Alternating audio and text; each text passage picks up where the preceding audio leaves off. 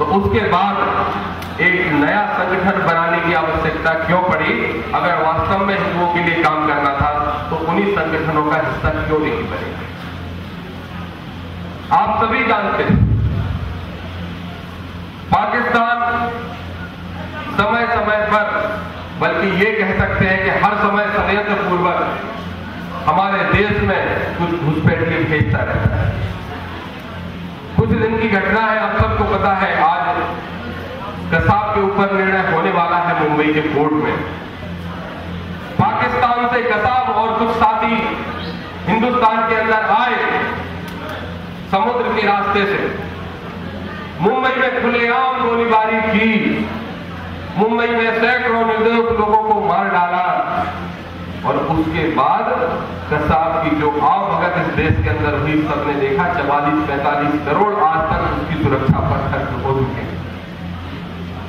हमारे हिंदुओं की लड़ाई लड़ने वाले व्यक्ति को सुरक्षा के नाम पर एक पैसा कोई सरकार खर्च करने के लिए तैयार हो ना हो, लेकिन पाकिस्तान के आतंकवादी कसाब, जिसको कहा गया कि उस घटना का एकमात्र गवाह है, उसको हिंदुस्तान में 45 करोड़ रुपए खर्च करके सुरक्षा दी गई। जब वो मांस का जो टुकड़ा मांगता था, वो मांस का वो टुकड़ा उसको उपलब्ध कराया। जो शराब मांगता था, वो शराब भी पिलाई। मीडिया के सारे लोग हैं, छाप सकते हैं, मुझे कोई आपत्ति नहीं।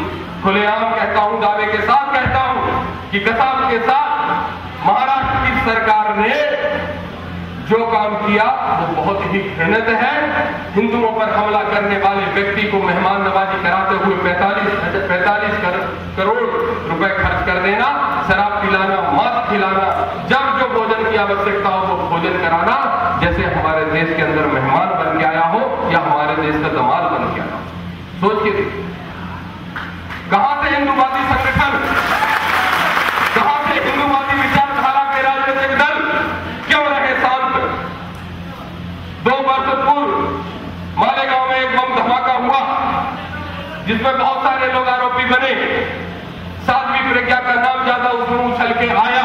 बहुत सारे ग्रामीण जन है, आपको भी ये सब पता होगा मीडिया के माध्यम से। साध्वी प्रज्ञा का सिर्फ इतना सबूत मिला था कि उसकी गाड़ी का उपयोग उन बम धमाकों के लिए किया गया था, जबकि साध्वी ने बयान दिया कि ये गाड़ी को हम कई महीनों बल्कि 1 वर्ष पहले दे चुके हैं। उस तक के आधार पर साध्वी प्रज्ञा को इसी मध्य प्रदेश से उठा के बंद कर दिया गया। साध्वी प्रज्ञा के साथ, एक हिंदू साध्वी के साथ महाराष्ट्र की जिस जेल में वो गई, उस जेल में मुस्लिम महिला कैदियों ने जो दुर्व्यवहार किया वो इस मंच से बताया नहीं जा सकता। बहुत ही शर्मनाक है, बहुत ही निंदनीय है। साध्वी प्रज्ञा का आधा पैर खराब हो चुका है, इतनी मारपीट जेल के अंदर की गई। सुरक्षा के नाम पर सिर्फ 4 आदमी छोड़ दिए गए ताकि पाकिस्तान से आकर कोई भी आतंकवादी उसको मारे। तब कहां थे हिंदूवादी संगठन? क्यों वो साथ से मौन है सारे हिंदूवादी संगठन? मुझे किसी बात की कोई चिंता नहीं, इस मंच के माध्यम से खुलेआम कहता हूं, मीडिया छाप सकती है। अगर साध्वी प्रज्ञा अपराधी है तो साध्वी प्रज्ञा को भी कसाब की तरह फांसी दे दो, लेकिन अगर साध्वी प्रज्ञा अपराधी नहीं है तो सरकार को माफी मांग के उसको छोड़ना चाहिए। इतनी सारी घटनाएं हुई, ऐसे कई घटनाक्रम इस देश के अंदर होते रहे जिससे यह सिद्ध होता रहा। कई बार ऐसी शंका हुई कि 100 करोड़ हिंदुओं का देश है, ये हिंदुस्तान है या ये पाकिस्तान है। इस तरह का व्यवहार कई बार होता रहा, फिर भी सारे हिंदूवादी संगठन मौन रहे, सारे हिंदूवादी राजनीतिक दल मौन रहे। इसलिए जागो हिंद संगठन के जो 4 से 10 लोग पदाधिकारी यहाँ बैठे हैं, कई अन्य प्रांतों के लोग भी आए। प्रीत बहादुर जी उत्तर प्रदेश के यहाँ बैठे हैं, यदुराज जी भी उत्तर प्रदेश के रहने वाले हैं।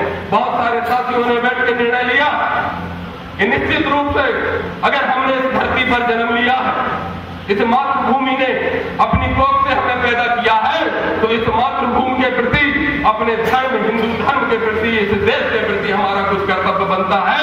चाहे हमारा फांसी चढ़ जाए, चाहे गोली खा के हम मर जाए, लेकिन हिंदुस्तान के लिए लड़ाई लड़ने का काम वास्तव में ईमानदारी से करना चाहिए। सभी साथियों ने विचार किया, लंबे समय तक विचार किया और फिर जागो हिंद संगठन का निर्माण किया।